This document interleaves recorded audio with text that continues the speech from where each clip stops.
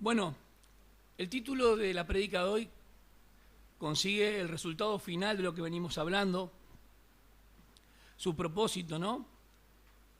De palabras que más se escucharon, que más fueron predicadas y en las aperturas, una y otra vez se repiten, ¿no?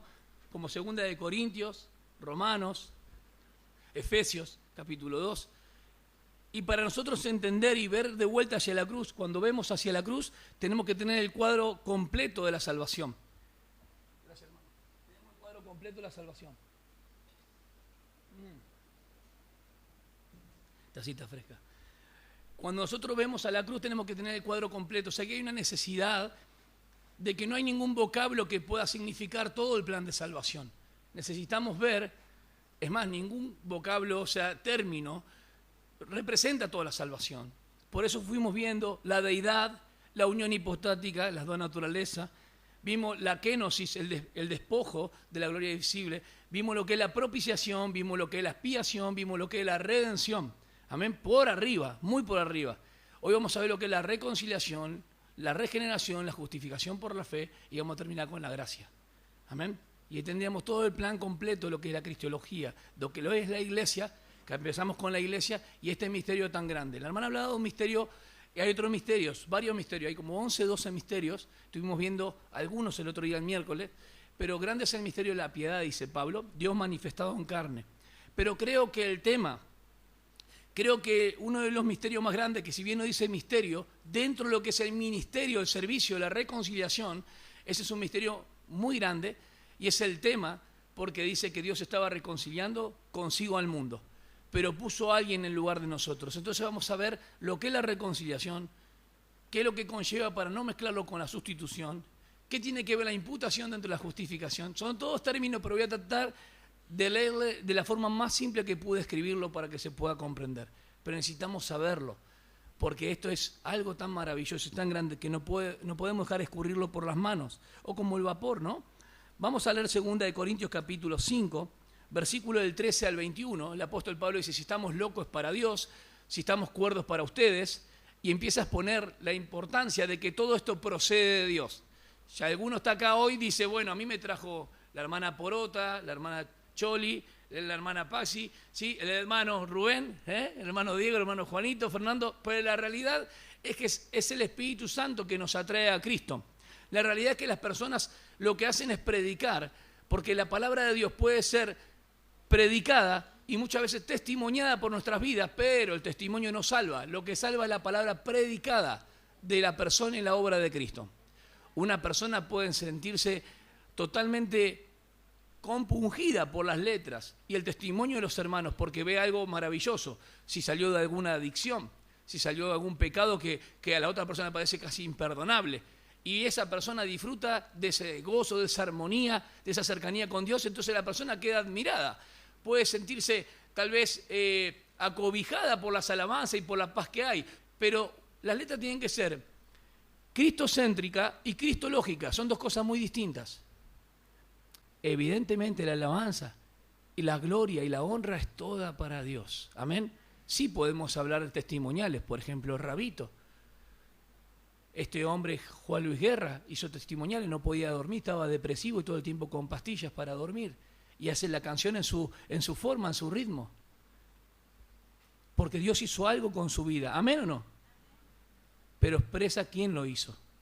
Expresa quién es el Jesús.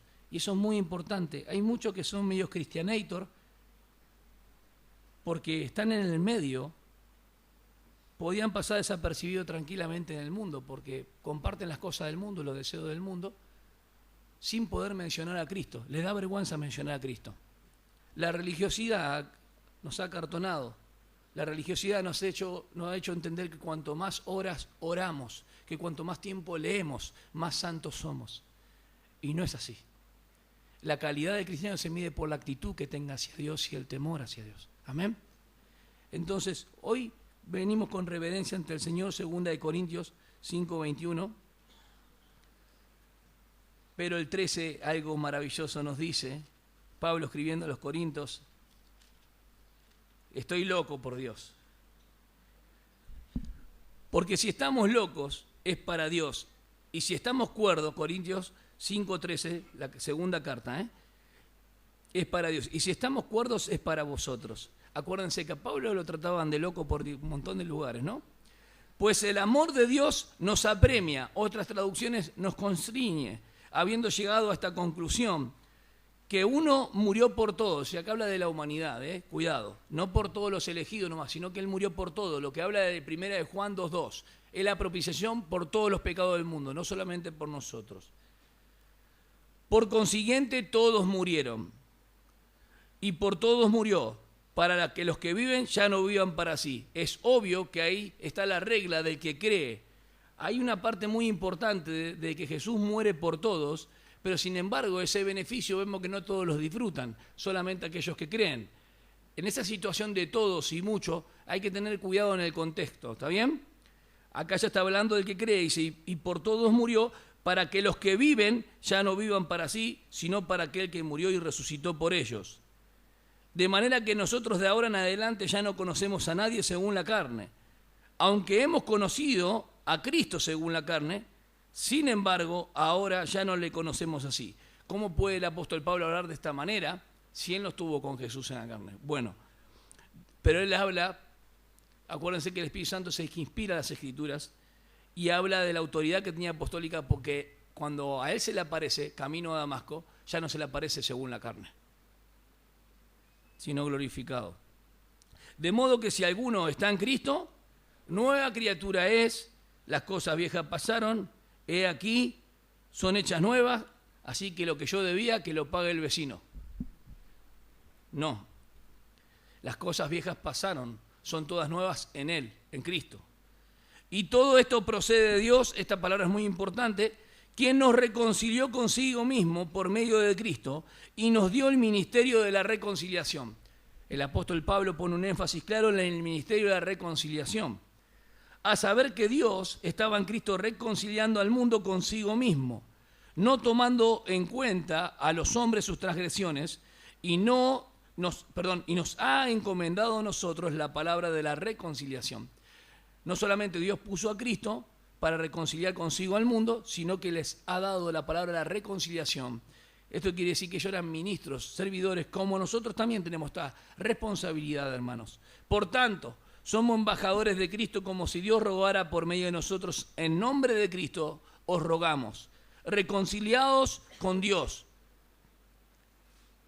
Al que no conoció pecado, le hizo pecado por nosotros, para que fuéramos hechos justicia de Dios en él. Muestra el hecho, en el versículo 21 muestra el hecho. ¿Quién es el que lo hace posible? Según los eruditos griegos dice que acá hay que colocar esa acción que tiene que estar implícita. El que lo hizo pecado es ofrenda por el pecado, porque había algo importante que estaba y estorbaba que el hombre pueda llegar a Dios. ¿Se acuerdan? Que es el pecado. Entonces no es que Dios lo hizo pecador, lo hizo ofrenda por el pecado, pero lo trató como pecador. ¿Se entiende la diferencia? Eso es muy importante. No dice ofrenda por el pecado, pero dicen que conlleva en el griego esta palabra, al que no conoció pecado, le hizo ofrenda por el pecado. Qué grande que nuestro Señor, para que fuésemos o fuéramos hechos justicia de Dios en él, y ya habla de algo que en un aoristo ya han sido justificados, ya han sido reconciliados. O sea, está mostrando el tiempo de lo que ha efectuado en la obra de la cruz del Calvario, pero lo está diciendo en tiempo presente. Ahora reconcíliense. ¿Está bien? Corintios escribe, obviamente sabemos que del 57 en adelante, es obvio que ya había pasado 30 años por lo menos, o 25 años de la resurrección y ascensión de nuestro Señor Jesucristo. Bien, cuando nosotros vamos a 2 de Corintios, vemos que ningún vocablo, como dije hoy, bíblico, puede explicar la gran maravillosa obra de la cruz. ¿Estamos de acuerdo? ¿Sí o no? ¿Se acuerdan lo que era la propiciación? La propiciación tiene que ver con la ira de Dios, tiene que ver con que Dios no puede tomar o ser ignorante o, como decir, bueno, descuidado con el pecado, sino que quería manifestar su plena justicia. Y Dios desvía su ira sobre un tercero. Y le dije que la palabra propiciar es la misma que se utiliza para el arca, propiciarás el arca. El juicio, en vez de venir sobre los que estaban dentro del arca, vino sobre los otros. Esa misma forma de salvación Dios ha hecho en Cristo por nosotros. La ira de Dios no fue sobre nosotros, fue sobre alguien que pagó el justo juicio de Dios conforme a la demanda de su santidad y justicia. Les comenté que los griegos hacían ofrendas para aplacar y apaciguar la ira de sus dioses, pero para cambiar su actitud. Dios sigue siendo santo y justo. Él no puede tomar como un chiste el pecado. El pecado es algo que estorba la comunión del hombre con Dios y punto.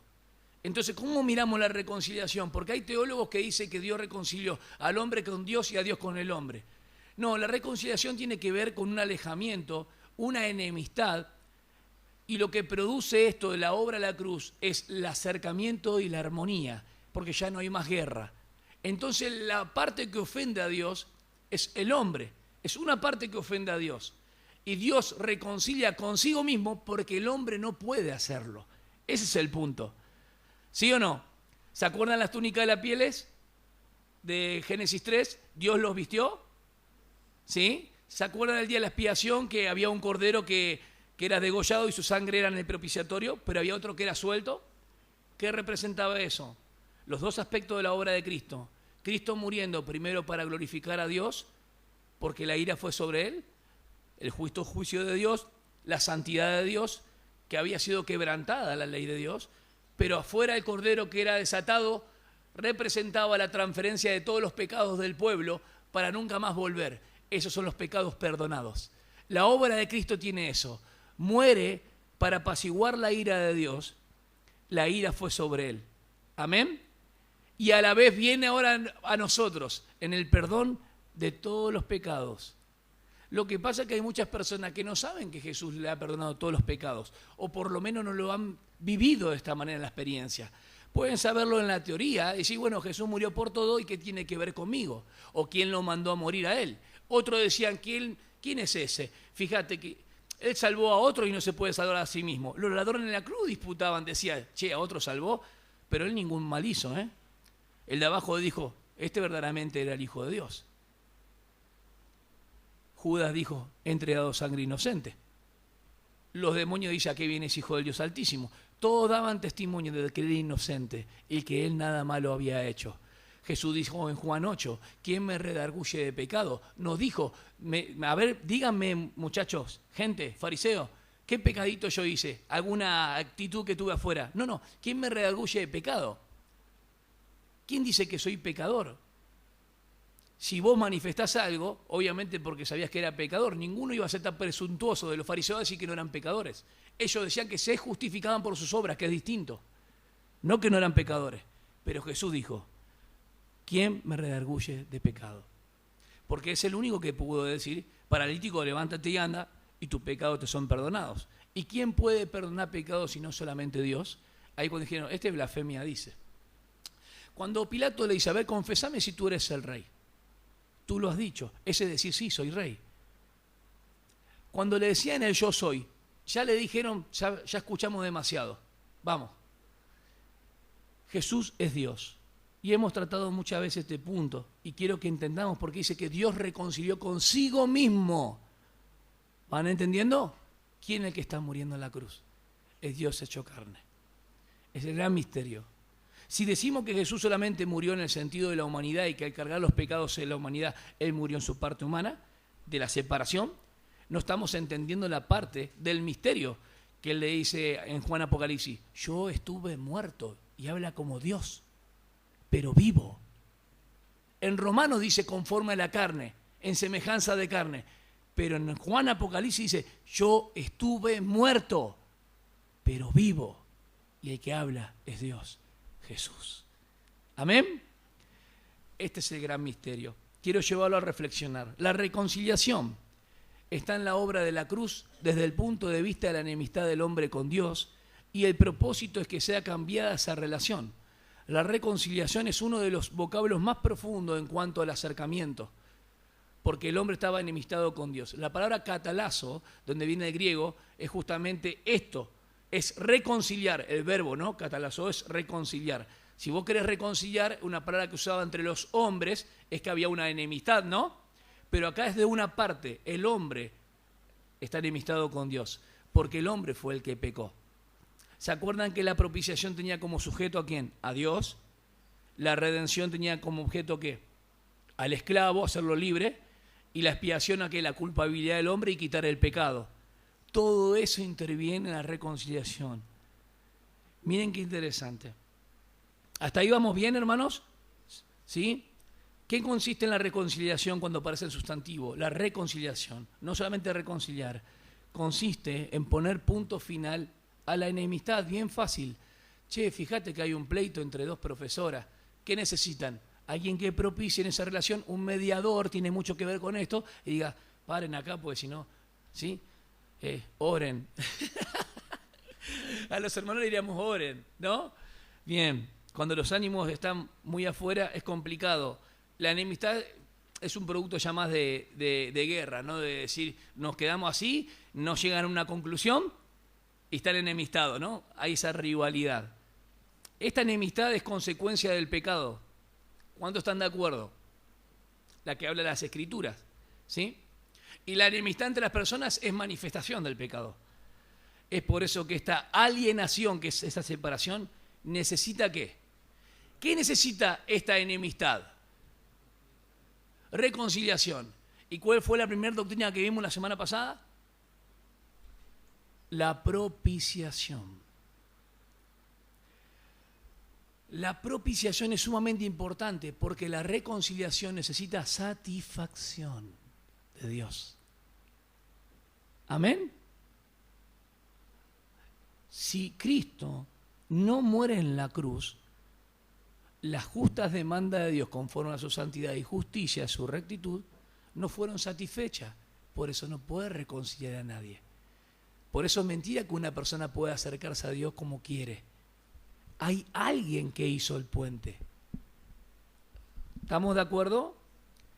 Se necesita la satisfacción de la justicia y solamente se logra a través de ¿qué? ¿Qué Dios demandaba siempre para que el hombre no muera? Un sacrificio, sangre derramada, un sacrificio expiatorio. ¿Está bien? ¿Cómo tenía que ser ese sacrificio? Rodrigo, ¿cómo debía ser ese sacrificio más o menos? Cuando llevaban los corderos, ¿no? ¿Cómo era? ¿Tenía que ser todo tuerto, todo eso? ¿Por qué perfecto? Sin mancha, sí, que no tenga... ¿Saben lo que hacían los fariseos y escribas en el día del Pesaje y la Pascua? Vendían delante del templo para los que iban al atrio y demás, y ellos se llevaban su plata y su mejor cordero y le daban uno tuerto, todo vendado. La oveja perniquebrada también estaba ahí, estaban todas, no escapaba ninguno. Los fariseos eran terribles, eran. ¿Sí? La justicia de Dios era demandada, entonces había un sacrificio que tenía que estar ahí en medio. No había otra manera. Yo pensé mucho en esta palabra anoche y en toda la semana, lo que me movió este mensaje, y quiero que me acompañen a esta expresión tan grande que me dejó toda la semana no avanzar en los otros versículos, lo que me llevó al mensaje de todo lo que voy a decir, que está en Efesios 2:4, con todo lo que nos pasó en la semana, a mi familia, ¿sí? Y sé que a mis hermanos que estuvimos en contacto, esta palabra me vino en la cabeza, fui y la leí. Pero Dios, que es rico en misericordia, por causa del gran amor con que nos amó. Esa fue la palabra que a mí golpeó toda la semana y sucedieron cosas muy difíciles, para mí muy tristes en lo personal, pero el Señor es rico en misericordia. Es rico en bondad. Amén.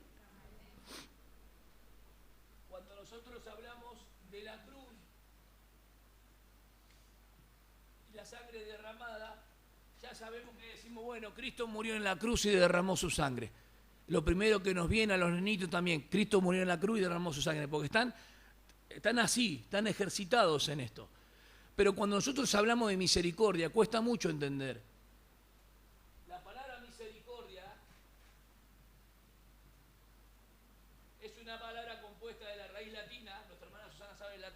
La otra vez estuvimos discutiendo sobre la palabra, discutiendo bien, no con enemistad, misere y cardia, cardia corazón y miseria de miseria. Cuando Dios tiene misericordia, no la tiene solamente por vos y por mí. Él es bondadoso y es misericordioso, porque la misericordia, ¿sabe lo que es? Que Dios ama siempre. No, no. A ver, díganlo, Dios ama siempre. ¿Se animan? Amén. Dios ama siempre. Esa es la misericordia. Pero cuando hablamos en torno a la cruz, unido a la misericordia, hablamos de la gracia.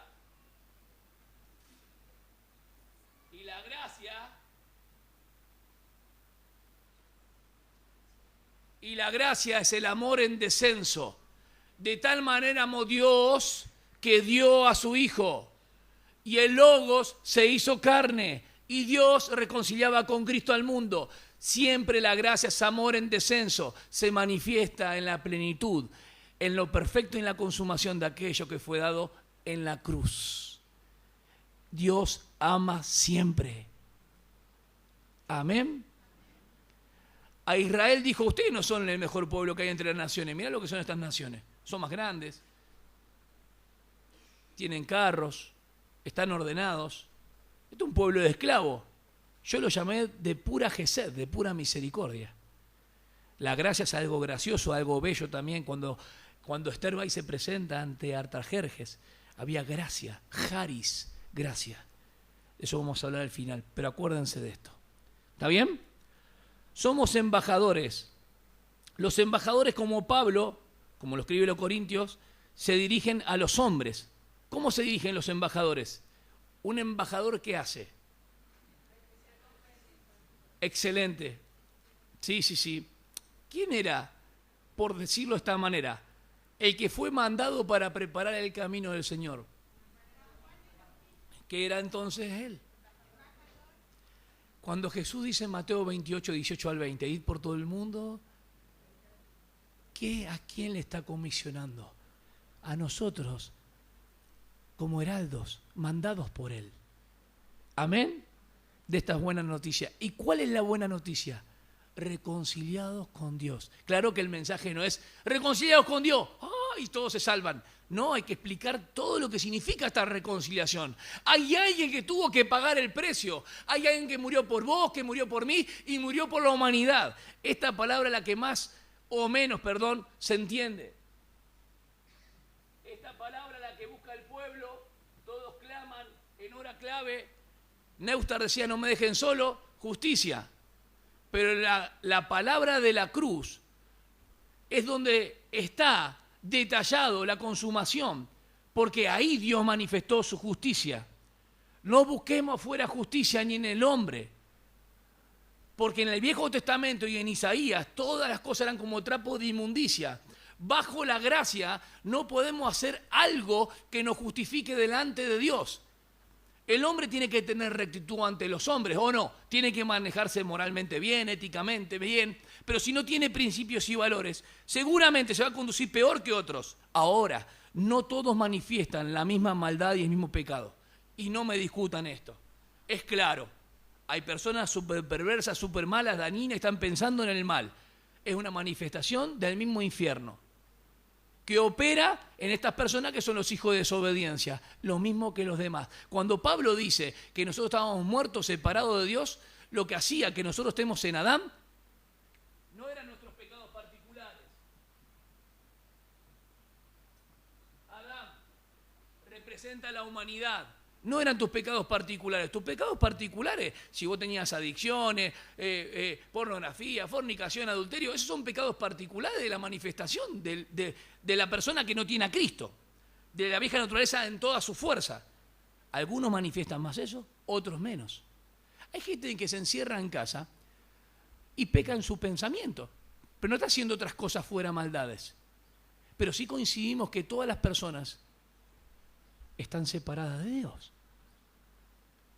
Entonces lo que me separa a mí y a las personas que están acá alrededor de Virasoro de Dios no son mis pecados particulares. Es estar en ¿quién? En Adán. Pero el día que Dios, por su gran amor, me dio a Cristo,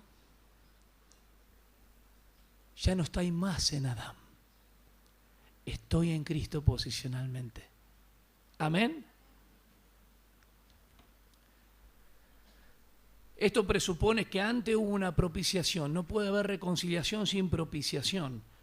y la propiciación se dio por medio de la cruz. Esto es parte de la bendición de una fe, una vedada a todos los santos, hermanos. El verbo está en aoristo, lo busqué en el griego, y habla de la obra consumada. Nos reconcilió, apuntando al hecho de la cruz. No es que Él nos va reconciliando, ya nos reconcilió. ¿Estamos de acuerdo? Es una obra efectuada. ¿El resultado de esto qué es? Si vamos a Romanos, justificados pues por la fe, tenemos paz para con Dios. ¿Cuál es el resultado de la reconciliación? La paz, excelente. La paz con Dios, ¿sí? La paz de Dios se vive en la vida de experiencia. Muy bien, hermanos. Entonces, nos reconcilió, es una obra efectuada, el resultado es paz con Dios. Obra en la cruz del Calvario, es un sacrificio expiatorio porque apunta a la culpabilidad del hombre y si hay culpa, lo condena. A ver, si hay culpa, lo condena. ¿Estamos de acuerdo o no? En el pueblo de Israel, cuando iba por los pecados y Dios perdonaba un año más, ¿qué pasaba al año siguiente? ¿Podían andar como ellos querían? Léanlo, ¿no? Porque murieron 3 generaciones. ¿Qué pasaba cuando pecaban de vuelta? Habían sacrificios matutino y vespertino, mañana y tarde. El judío, cuando hacía algo delante de Dios que quebrantaba la ley, tenía que ir con un sacrificio. ¿Estamos de acuerdo? Pero podía decir, ay, qué bueno, ya soy limpio de toda culpa, ya mi conciencia está limpia. No, porque los sacrificios solamente cubrían temporalmente. Era una provisión de Dios. Pero Cristo es el Cordero de Dios. Amén. Que quita el pecado del mundo. ¿Saben qué interesante la repetición de esto? Que cada persona que cree lo ha reconciliado con Dios. Está como, si vos creés, está reconciliado con cada uno en forma individual. Por eso cuando se habla de la salvación es algo individual y personal. Hay una apropiación del individuo. ¿Cuándo se da la apropiación del individuo, la reconciliación? Al momento de creer. De la enemistad y el alejamiento, ¿ahora qué muestra? El acercamiento y la armonía. Porque estábamos enemistados, estábamos en guerra. Ahora hay paz con Dios. Te pregunto, hermano, para agradecer al Señor, ¿vos disfrutás de esta paz con Dios? Yo disfruto de esta paz con Dios. No estoy diciendo que todo va bien, nadie nos dijo de esa manera. ¿Cuál es la base de la reconciliación? Que Dios lo llevó a cabo y ejercitó su gracia al hombre pecador. ¿Cuál es el medio o la obra, mejor dicho, la base?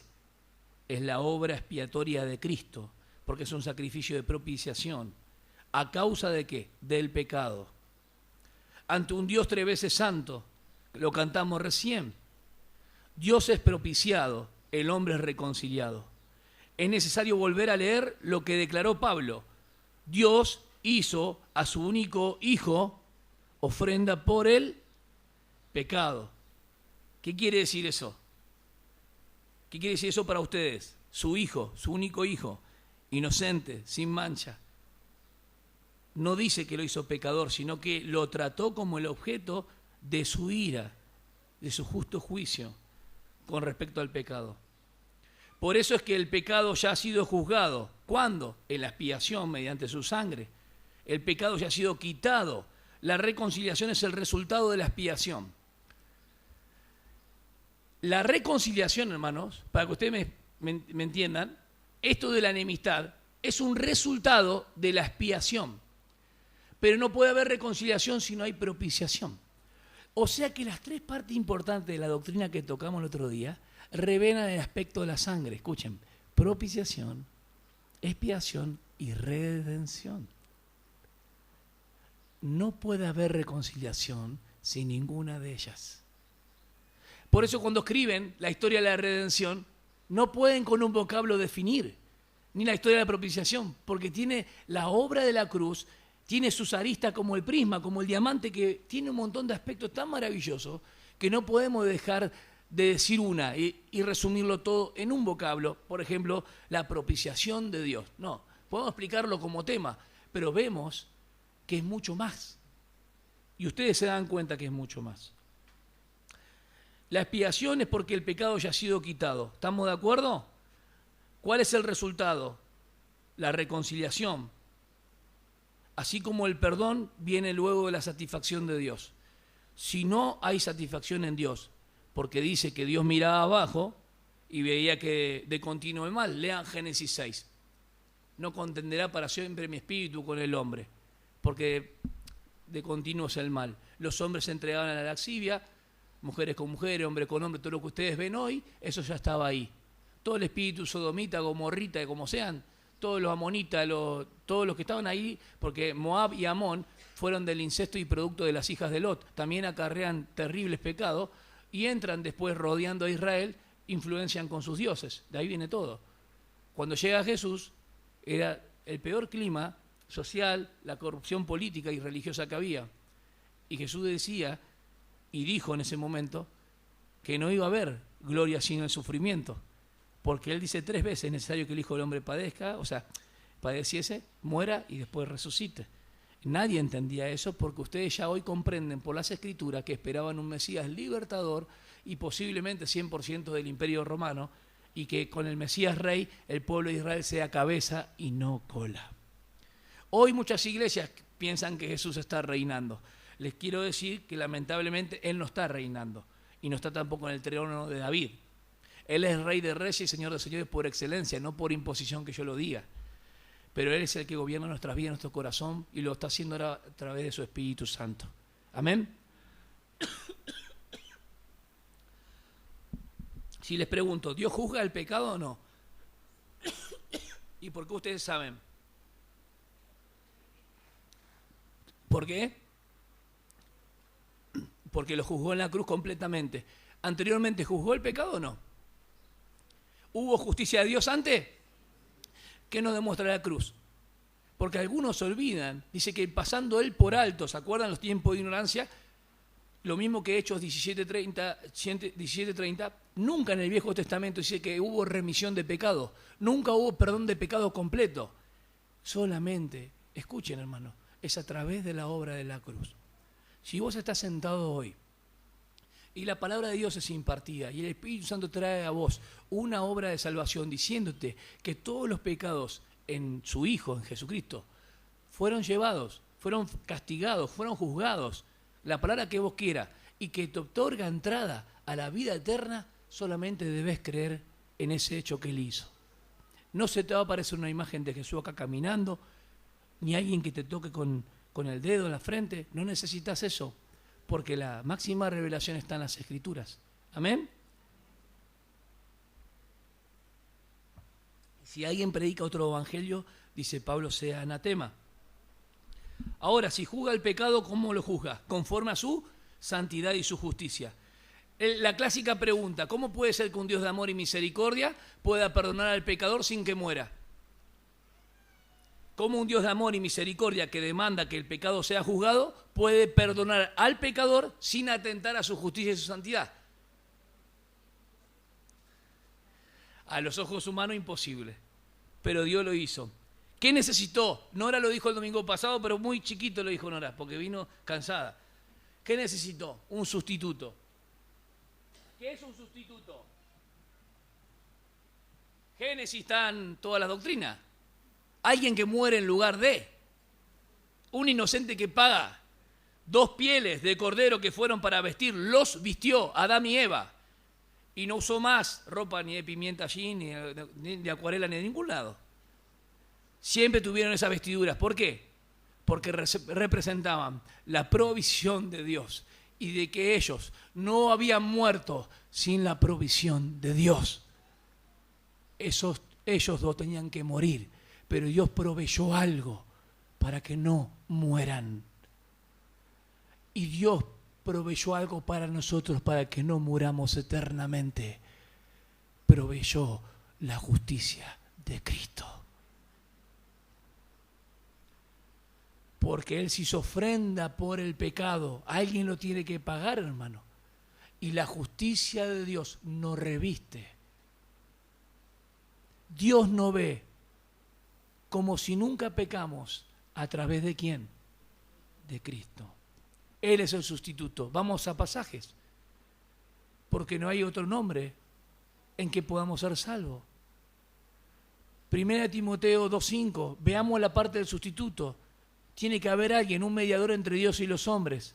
Veamos el nombre, Jesús, no hay otro nombre en que podamos ser salvos. Y veamos el camino, nadie puede venir a mí, si no es por Jesús. Juan 14:6.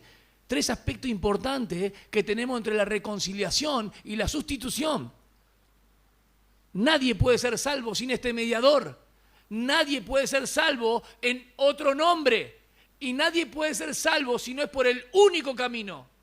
Amén. Son los tres aspectos tan importantes. Él es el mediador, Él es el sustituto. La palabra logizomai, que ustedes hablan de poner a la cuenta de, es imputación. Ahora tiene un aspecto negativo y uno positivo. Miren, los pecados de la humanidad, de ustedes, el mío, fueron puestos ¿sobre quién? Sobre Cristo. Pero en realidad, más que imputar, la palabra es colocar a la cuenta de otro en el sentido de acreditar. Es algo negativo, porque pongo a la cuenta de. Él sí me imputa su justicia a mí. De Adán, la muerte pasó ¿a quién? A todos. El pecado de Adán viene por transmisión y por imputación a todos. Y todos los pecados de todos fueron ¿a quién? ¿Y Cristo le da a eso, a todo la justificación? No, solamente a los que creen, solamente a los que creen, y esto tiene que ver con la gracia, los que creen. ¿Y por qué es esto? Aquellos que creen, aquellos que recibieron, Juan 1:12, 13, no nacido de papá y mamá ni por herencia, sino dado del cielo, les dio la nueva vida, los llama hijos de Dios. A la familia de la fe se entra por la regeneración, por el nuevo nacimiento, el nacer de nuevo. ¿Amén? Ahora si hay un sustituto y los pecados de toda la humanidad fueron sobre Cristo, Él a los que creen nos da ¿qué? Su justicia. ¿Cómo se llama eso? Nosotros lo cantamos en una canción. Decimos un glorioso intercambio. Mis pecados fueron sobre Él y su justicia fue sobre mí. ¿Qué es lo que expresa Pablo? Él se hizo ofrenda por el pecado para que nosotros fuésemos justicia de Dios, no en mí, en Él. Hay una transferencia. Poner a la cuenta de otro. Pablo en Filemón 18. Si Filemón te debe algo, ponelo a mi cuenta. Yo te lo voy a pagar. Porque Onésimo había sido un fugitivo, un esclavo, después conoce al Señor. Che, Filemón, ten un poco de misericordia con Onésimo. No lo trate como un esclavo, sino como un hermano en la fe. Y si te debe algo de lo que hizo antes, ponelo a mi cuenta. Eso es. ¿Qué? Eso es gracia, hermano. Espero que vos y yo lo hagamos. Si te debe algo, ponelo a mi cuenta. Eso hizo el Señor. Es la misma palabra. En el caso positivo del hombre, es mejor llamar la atribución. Porque Dios nos atribuye su justicia por medio de Cristo. Eso es lo que piensan y creo que está bueno. Al que cree le es atribuida, acreditada la justicia. Lo dije al revés hoy. Acreditada en su cuenta como un acto de justicia. Porque el tema de la justificación no es algo que Dios me ve justo por mí. O sea que es una declaración forense, o sea legal, pero que Dios me declara justo a través de lo que Cristo hizo. O sea que Dios no me hace justo. Yo sigo siendo pecador, pero Dios me declara justo porque me ve a través de Cristo. Es una declaración tremenda, porque es legal. Y si no estoy bajo su justicia, bajo el revestido de Cristo, ¿estoy bajo quién? Bajo la ira de Dios. ¿Estamos bien o no? Amén. La traducción de Canteras Iglesia, búsquenlo, una traducción a la Biblia, habla de la doble imputación de esta manera. No anotándole sus ofensas. Cada pecado que vos haces, Él ya los borró todos, no tomándoles en cuenta el pecado. El primero es negativo, porque ponemos nuestros pecados en Cristo, y el segundo es positivo, porque Él nos atribuye su justicia. El primer caso es cuando uno, hermano, pensá en esto, Cristo carga con los pecados de todo el mundo. ¿Hasta ahí estamos de acuerdo? ¿Sí o no?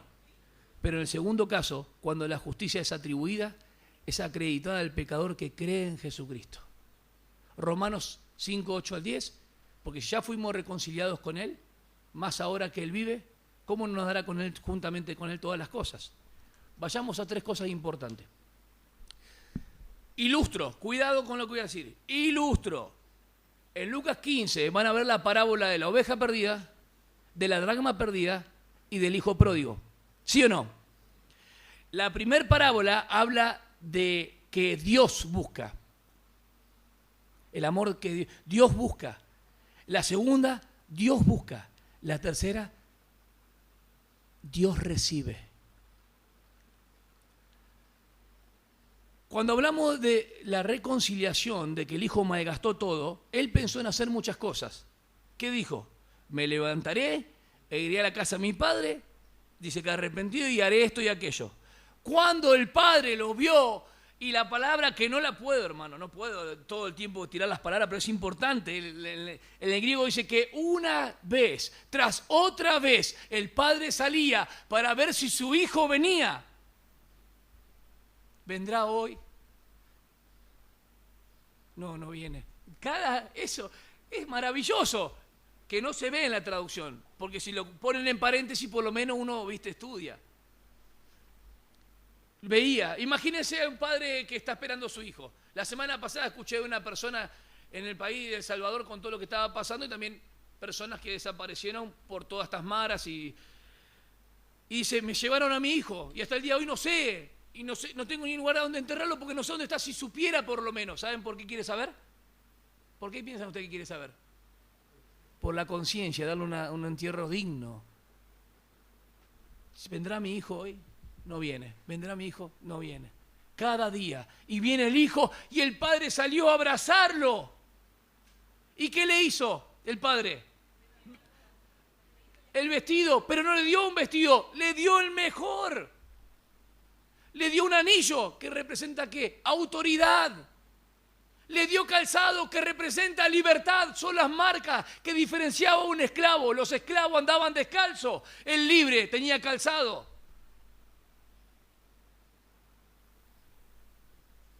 Saquen el mejor cordero, porque él estaba perdido y es hallado. Estaba muerto y ahora vive. Solamente ilustro la reconciliación.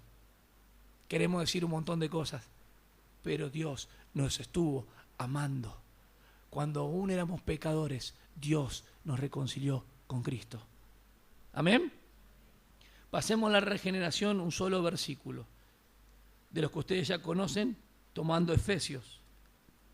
Capítulo 2, del 5 al 8. Leo el 1 para que se entienda. Y Él os dio vida a vosotros que estabais muertos en vuestros delitos y pecados, en los cuales anduvisteis en otro tiempo, según la corriente de este mundo, conforme al príncipe de la potestad del aire, el espíritu que ahora opera en los hijos de desobediencia, entre los cuales también todos nosotros, en otro tiempo vivíamos, en las pasiones de nuestra carne, satisfaciendo los deseos de la carne y de la mente, y éramos por naturaleza hijos de ira, lo mismo que los demás. Éramos lo mismo que los demás que están sin Cristo. 3 tiempos importantes: lo que éramos, lo que hizo Cristo por nosotros y lo que tenemos que hacer en el tiempo presente. La salvación tiene eso. Pero Dios, que es rico en misericordia, por causa del gran amor con que nos amó, es esto, hermano, aun cuando estábamos muertos en nuestros delitos y pecados, separados de Dios, nos dio vida juntamente ¿con quién? Con Cristo. Nosotros ni nos enteramos.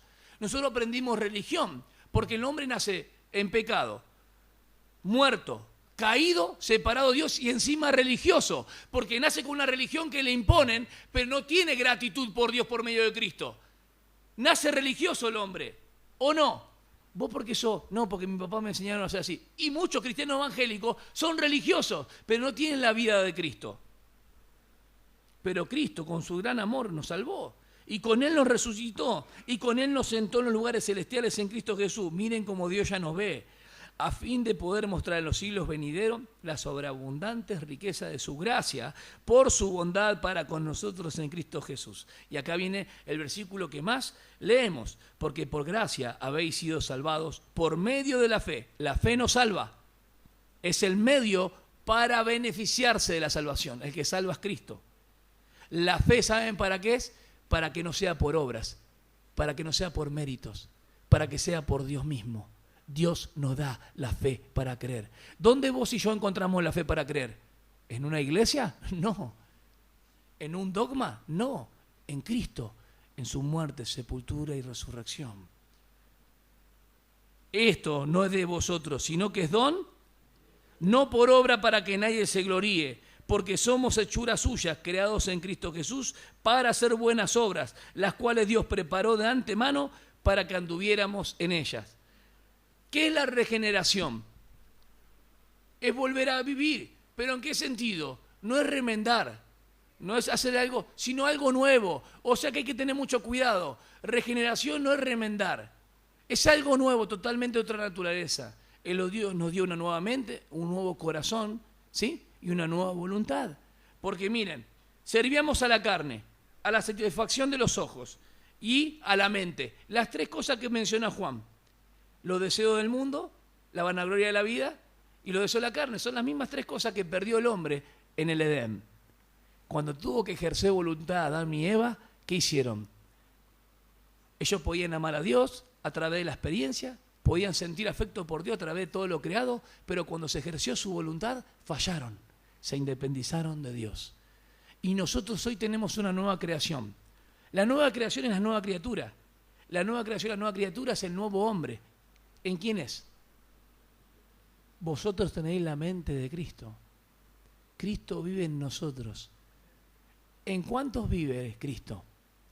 En todos aquellos que han creído. Lo que pasa que en muchos que han creído no se manifiesta la vida de Cristo. Porque el 10 dice, somos hechura suya. Hechura, hermano, no es achura, ¿eh? Hechura es creados. Claro, porque algunos pueden creer que el desecho, no, hechura es hecho, conforme a un propósito de antes, manifestado en el tiempo, con resultado hacia adelante. ¿Por qué tenemos que amar a nuestro Señor? Porque Él nos amó primero. ¿Y cuál es la demostración y la evidencia de nuestro amor? El sufrimiento por Él.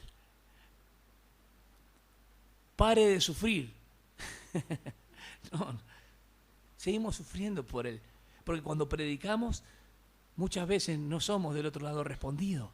En nuestros familiares no nos quieren ni ver cuando hablamos de Cristo. Por eso nos conviene hablar de temas que no tocar. Y ya ponen en la mesa, de religión, de política, de fútbol no se habla. Entonces, ¿qué quiere hablar? Todo mímica. Tipo los monitos de los tres que se esconden. Lo ponen a propósito.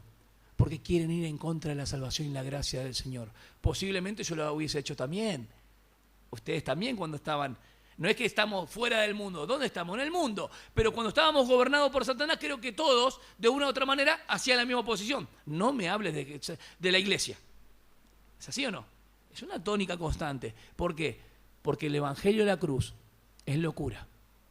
Y esto no lo pueden entender las personas que no tienen el Espíritu de Dios. Porque les son locura. Yo les pregunto a ustedes, cuando dice Tito 3:5, por el lavamiento de la regeneración y la renovación del Espíritu Santo. Parecían dos conceptos distintos, ¿no? Pero en realidad está unido. Porque ustedes, ¿cuándo nacieron? No saben cuándo nacieron. Ya, ahora empiezan a hablar teología, físicamente o espiritualmente. ¿Cuándo nacieron físicamente? Cuando su mamá dio a luz, ¿sí o no? ¿Saben qué significa nuevo nacimiento?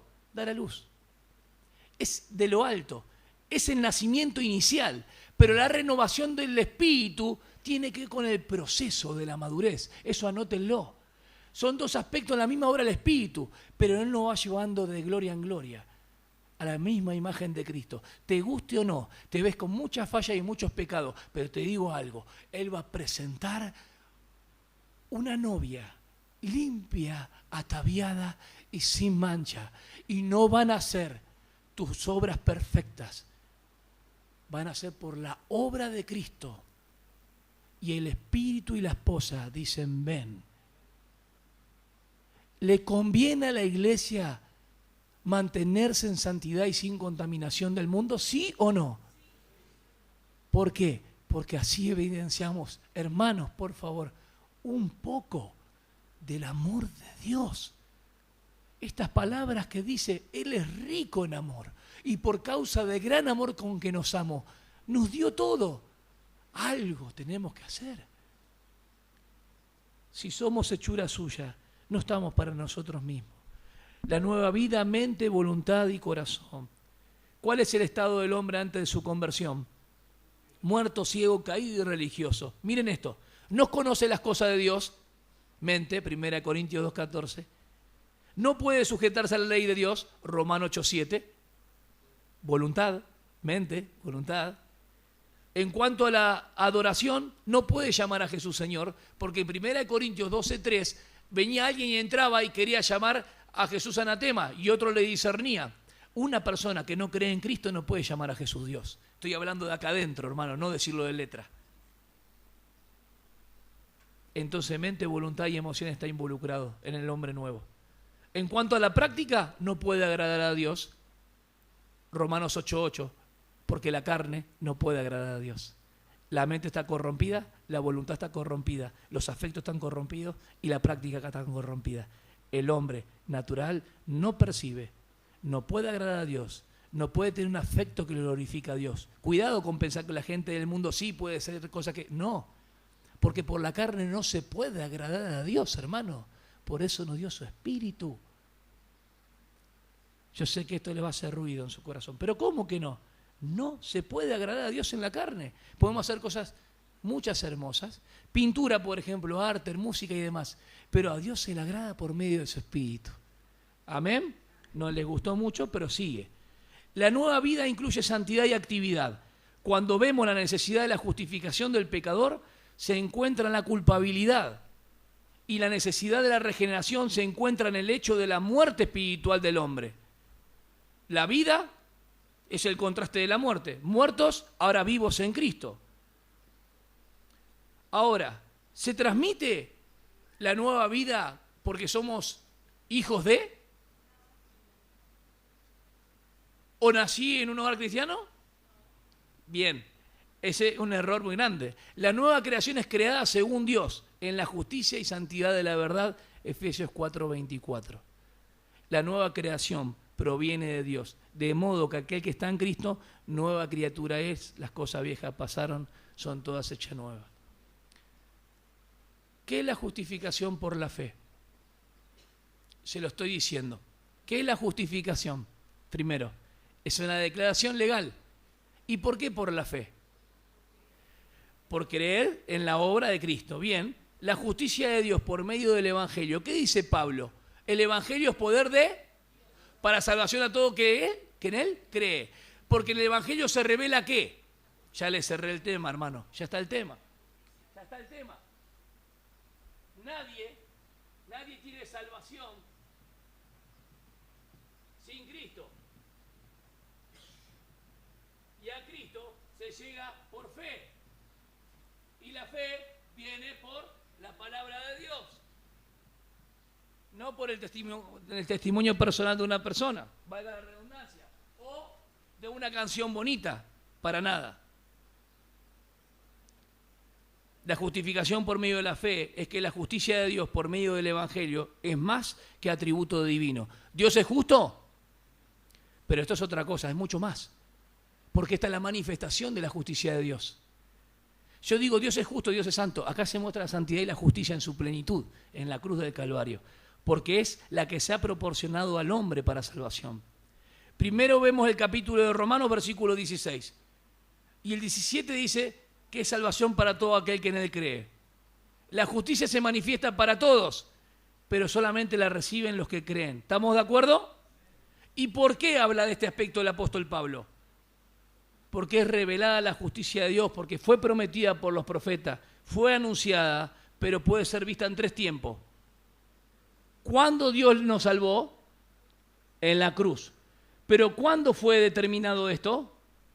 Antes. ¿Y cuándo fue aplicada a nuestras vidas? Hoy, cuando creímos. ¿Amén?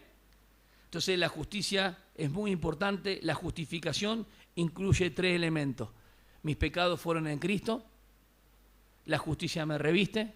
Mis pecados fueron todos perdonados. Entonces ahora sí, justificados pues por la fe, tenemos paz. Entonces se restaura la relación. No es tan fácil hablar así rápido de estos temas. ¿Y qué es la gracia? La gracia es el favor inmerecido. Dios nos da algo que no merecemos. Y entonces la misericordia, ¿qué es? Si Dios ama siempre, Dios no nos da lo que merecemos. ¿A quién se lo dio? a Cristo. Por gracia somos salvos, por medio de la fe. Esto no es es donde, para que nadie se... Todo esto es de Dios.